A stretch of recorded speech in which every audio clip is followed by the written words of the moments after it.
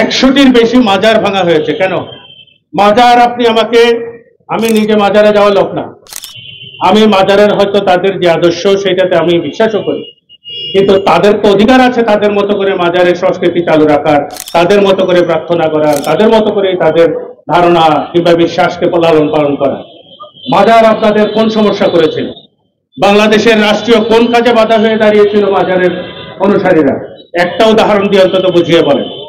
মাজার কি কারণে আপনার লক্ষ্যবস্তুতে পড়ে? স্বরাষ্ট্র উপদেষ্টার কথা বলছিলেন, যদি জনগণের অভিব্যক্তির কিংবা জনগণের ইচ্ছার কোনো প্রতিফলন এই অন্তর্বর্তীকালীন সরকারের বিন্দুমাত্র থাকতো, তাহলে এই স্বরাষ্ট্র উপদেষ্টাকে নিয়োগের 1 সপ্তাহের মধ্যেই তো তাকে বিদায় করা উচিত ছিল।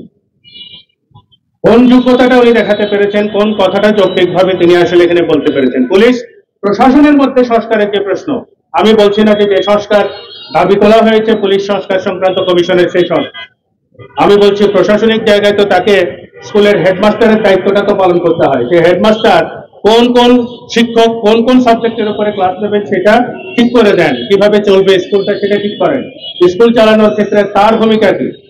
পুলিশ প্রশাসন চালানোর ক্ষেত্রে কোন ভূমিকাটা রেখেছেন?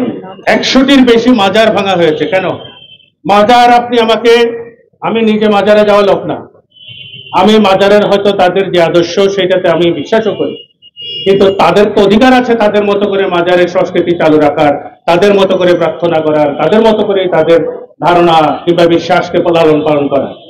মাজার আপনাদের কোন সমস্যা করেছিল? বাংলাদেশের রাষ্ট্রীয় কোন কাজে বাধা হয়ে দাঁড়িয়েছিল মাজারের অনুসারীরা? একটা উদাহরণ দিয়ে অন্তত বুঝিয়ে বলেন। মাজার কি কারণে আপনার লক্ষ্যবস্তুতে পরিণত হয়? মাজারে কারা যায়? মাজারে কোনো স্পেসিফিক ধর্মের মানুষের জন্য কি যাওয়ার জায়গা?